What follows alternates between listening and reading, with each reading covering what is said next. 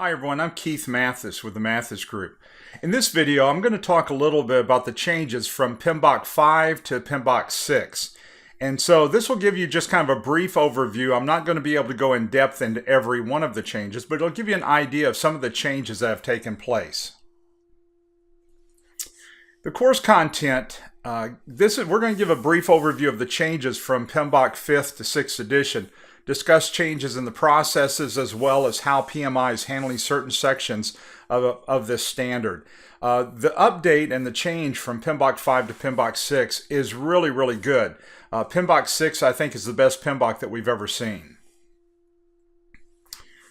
The Glossary of Terms.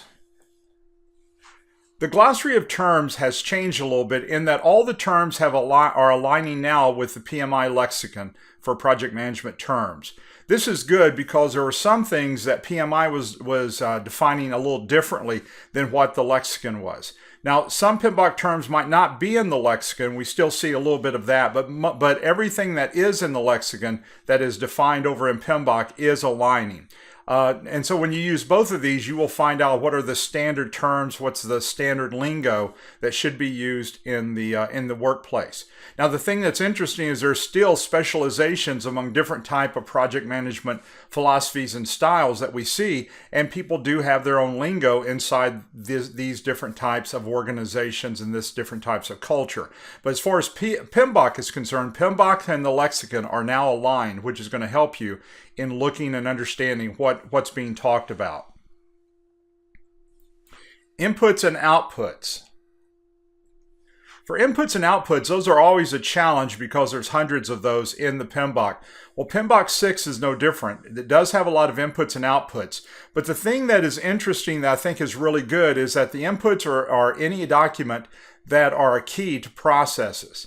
Outputs should become an input to another process unless it's terminated for some reason. And inputs should come from an output of another process unless it is an input from outside the project. Now, these guidelines here help make your inputs and outputs be a lot more logical. One of the challenges we've had with other PMBOKs is that they would talk about an input or an output, and you would be thinking, how did that even come about? Where is that connected? And you kind of felt like you were lost a little bit trying to trace that input or that output from one place to another. So this has made the standardization of inputs and outputs a little bit easier to understand because you know that if you've got an output, it was an input someplace else unless it was terminated. Project documents. Project documents through the old PMBOKs would kind of pop up in different knowledge areas. And as you know, if you were reading it or teaching it, that these areas, a lot of times you would just have this document, this arbitrary document that they would name. Now, when a document is identified the first time, it's always an output in PMBOK 6.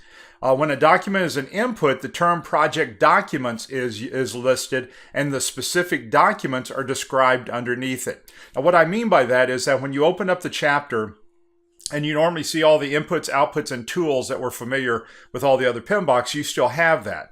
But the difference is when it's used the first time, when that document's used the first time, it's an input, and then what happens is it'll say project documents, but you'll have subcategories underneath that project document. Those subcategories are going to be the specific document itself.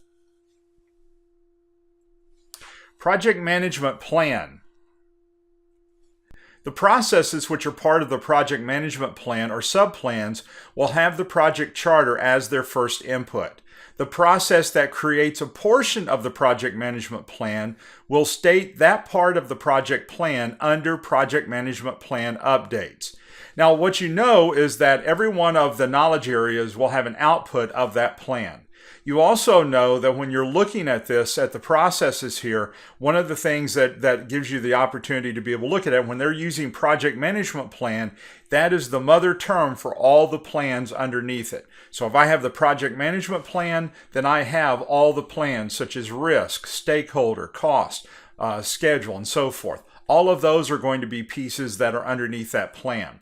But the thing that I think is good is where it talks about the second bullet point, the process that creates a portion of the project management plan will then state that part of the project plan under project management plan updates. And then you will see bullet points under the updates, specifically what was updated. That allows it to be a lot more logical than what we've seen before. Tools and techniques. Tools and techniques are much more concise in PMBOK 6. The number in tools and techniques are reduced, and some of the tools are listed under broader headings or tool groups, such as data gathering, data analysis, data representation, decision making, communication skills, interpersonal and team skills. Now, as you look at these, underneath data analysis or data gathering, you'll have bullet points of the types of data gathering or the types of data analysis. This allows you to be able to understand the category and then understand the specifics of which type of analysis is being used. That brings that continuity to you. Also, not having some of the frivolous tools and techniques that were just named, it allows you to have that conciseness as you go all the way through. Introduction section. In the first section of PMBOK, you're going to see what's called the introduction. It has been totally rewritten. Areas such as project, programs, and portfolios are now aligned with other standards, such as the program management standard, and it's much clearer and cleaner now as you get ready to read that. New informational alignment of the project to the organization is presented, and of course the goal in PMBOK 6 is that the project manager should understand exactly how to connect that project and work it through whatever type of culture and environment that project is in. Adjustments on the business case and benefits management plan are presented, and so you see the project manager being appointed in the project charter, but in many cases they can be brought in earlier and be a subject matter expert helping with that project charter. So it's much more concise, much easier for you to understand when they're talking about the totality of the culture that the project is in and how this project is functioning within that, and then how the project manager can influence that culture to better the project. A second thing that you'll see is the second chapter talks about the environment. The environment, this section is aligned with the governance of the origination. Project managers must use the culture to assist in finishing the project. Now, there are several types and names of organizations that are listed. I'm going to give you 10 in total in just a moment. But in this section, this is where they really emphasize the project manager needing to understand the culture of the organization and to use that culture to their benefit. Remember, in PMBOK 6, one of the things you have to keep in mind is that the project manager is working in a projectized organization. And so they're wanting that project manager to be able to use their power, their authority, their influence in a very positive way. They want that project manager to be able to understand the culture of the organization and to learn how to be able to get help from the stakeholders in that culture when needed. Now, they have expanded the number of organizations. Before we had 5 or 6 organizations. They have expanded that to 10 different types of organizational styles.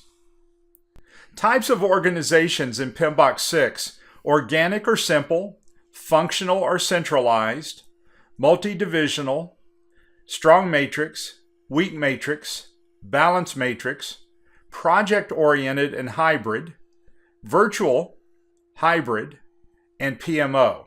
Now, as you look at these, you'll notice that they have expanded this. In the past, you had functional and projectized, and then you had strong, weak, and balanced matrix. The big thing that you'll notice, I think, as you're coming up with the different types of organizations is that they have cut it up into smaller pieces, obviously, but also, like for an example, in balanced matrix had a couple of changes. For an example, in the old PMBOKs, in balanced matrix, the project manager was full-time, but the resources were always part-time. Here, the project manager is also part-time in the balanced matrix. So the mindset of 6 is going to be a little different when you're talking about the matrix. When you're talking about functional or centralized organization, and you're talking about divisional, they have a lot of the same characteristics.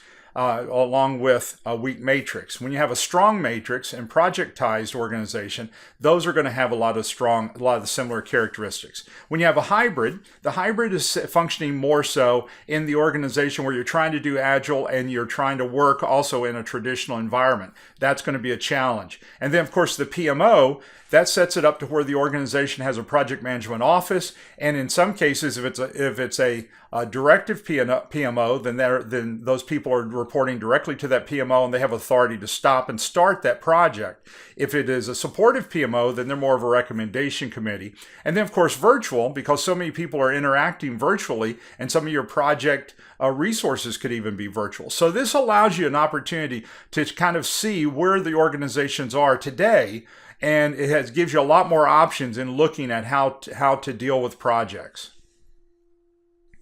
Section 3, the role of the project manager. The role of the project manager. This section is probably one of the best things I've seen them do in PMBOK.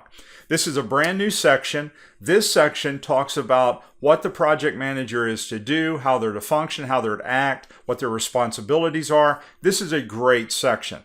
In the past, in previous PMBOKs, we normally knew what the project manager needed to do, but it was kind of hodgepodge through some of the sections. You'd pick up a few keywords here, or a responsibility here, or a positioning of that project manager here, and you kind of had to put them all together yourself. Well, when they wrote the PMBOK 6, this is an excellent idea to have the section on the project manager. So it focuses on the project manager's duties as well as information on using culture and other areas to assist in bringing in a project successfully.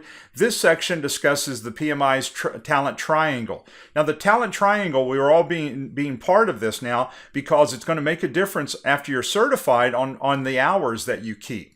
And you have to comply with that PMI triangle. So strategic or business management skills, technical project management skills, and leadership skills. Those are the three pieces of the PMI's talent triangle. The purpose behind the triangle is so that we are forced to go ahead and learn some other things, some new concepts, some new competencies as a project manager, and so that we're able to be educated more. And so the PMI triangle is going to be connected to the 60 PDUs that you have to get when you get your PMP certification. And so the triangle forces you to get training in one and all of those sections in order to qualify for those 60. Agile. Agile and adaptive methodologies. The agile and adaptive methodologies is discussed in this section, but it is spread throughout the various knowledge areas. Agile has a more prominent position in this PMBOK rather than just being mentioned. Now, you remember in PMBOK 5, Agile was introduced, and there were different sections that would have a little bit or a few comments about Agile. That's not the case in PMBOK 6. In PMBOK 6, Agile is integrated in each section. That means that when you're looking through here, you're going to almost always have a section that's going to talk about Agile or adaptive methodologies. Now, as someone who's getting ready to take the PMP test, you need to make sure you know this, because that means that's very testable. And it's easy for people to think PMBOK and go from the aspect of traditional, when in actuality, Agile is very prominent today, and they're going to want you on that PMP test to know both the PMP material and content and this new Agile material as well. Knowledge area standardized. The knowledge areas are now standardized, which allows an easier ability for you to remember it and teach it to other people. Knowledge areas have been standardized with the following sections. Every knowledge area, and you remember your knowledge areas are going to be down the side of page 25 in PMBOK, in the 6th edition PMBOK. The process groups are going to be initiating, planning, executing, monitoring, controlling, and closing. Your knowledge areas are going to be all the different knowledge areas down the left-hand side of page 25 in PMBOK 6, and the output of each of those is going to be a miniature plan, the plan that fits into the project plan. So the knowledge areas have become standardized with certain sections: key concepts, trends and emerging practices, tailoring considerations, and considerations for agile and adaptive environments. Now, key concepts are going to be concepts very similar to what you've seen in PMBOK 5. They have updated it to PMBOK 6. Trends and emerging practices are going to normally be new material that is in PMBOK 6 that maybe you know about from the workplace, but hasn't necessarily been part of the main teaching in PMBOK. And then tailoring considerations. Remember, in PMBOK, you don't have to use everything in PMBOK. You can tailor it and customize it to your organization or to the project. These tailoring considerations gives a lot of key points that would allow you to look and see where you want to tailor it. And then last is going to be considerations for agile and adaptive environments. That means, that shows you what I'm talking about. Agile is now embedded into PMBOK 6, where before it's been mentioned, it's been looked at kind of as that long distance stepchild of project management. Not now. This is embedded into PMBOK 6. And so if you're studying for your PMP, you've got to know these sections. Process changes. The process changes, 2 knowledge area names were changed in PMBOK 6. Project time management was changed to project schedule management to show the management of a schedule rather than time.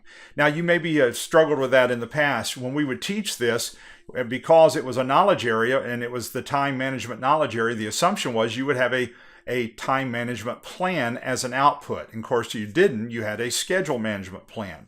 Well, project time has now been changed to project schedule management. This is a great change because it shows that consistency of language all the way across. Also, human resource management was changed to project resource management to include all resources. In the old PMBOKs, it normally spoke more about the resources of people, very little about the resources of the things we need to complete the project. This new change has allowed the project resource management to be expanded to where you're talking about people, but you're really talking, and also in that same section, you're talking about anything you need to complete that project. This too was a great change to PMBOK. One process was removed. Closed procurements was totally removed. 3 processes are added. You now have manage project knowledge, control resources, and implement risk responses in the risk management section. All 3 of these processes that were added are really strong because it allows you to be able to see and control a little bit more of what you're trying to do. One process was moved. Estimate activity resources is moved to project resource management. And as you know, project resource management used to be human resource management. So what has happened is this estimate activity resources is now making that connotation between your schedule and your resources, because now you understand how long something's going to take. Great changes in PMBOK that we see. Other names that have changed in the processes is the perform quality assurance is now manage quality. Plan human resource management is now plan resource management, as I just mentioned. Acquire project team is now acquire resources. Develop project team is now manage the team. Control communication is now monitor communications. Control risk is now monitor risk. Plan stakeholder management is now plan stakeholder engagement. And control stakeholder engagement is now monitor stakeholder engagement. So some of these process names have changed, which is, and you'll see that the content has actually expanded a little bit in all of these areas. Specific knowledge area changes. Specific knowledge area changes can be found on page 644 to page 650 in PMBOK 6th edition. All I'm trying to do is give you just kind of an overview of some of those changes that have happened. These changes are not negative, these changes are not bad, but there might be something specific you're trying to specifically find. And a lot of times that's going to mean that you're going to have to find that section and read it very detailed to see what has changed in the processes or in the inputs and outputs associated with it. But if you have a PMBOK 6th edition on page 644 to 650, you'll find very specific changes associated with these knowledge areas. Now, we're the Mathis Group. We teach project management courses all over the country. We're government contractors. We teach courses for state governments. We do face-to-face public seminars in St. Louis, Missouri, and Overland Park throughout the year. We have several times throughout the year we will be in those locations. We have live instructor-led virtual PMP and Agile exam prep courses. We also do on-site PMP and Agile exam prep courses on-site at your location. You normally have to have 10 people, and we send an instructor there. We do the whole thing just like we do in a public class. We also have on-site project management courses. We have 45 different topics to choose from, and we come on-site and teach face-to-face on-site at your location, any of those courses as well. Now, if you need to contact us or you'd like to have specific questions about anything, you can contact us through our website. You can also contact us through our 800 number. And of course, I'm Keith Mathis. I'm one of the owners, but you can talk with Wanda. Wanda, the number here goes directly to her desk, and she'll be glad to help you with anything. Thank you so much for watching the video. I hope it's updated you a little bit on the PMBOK 6th edition. I hope it answered your question. Have a great day. Bye now.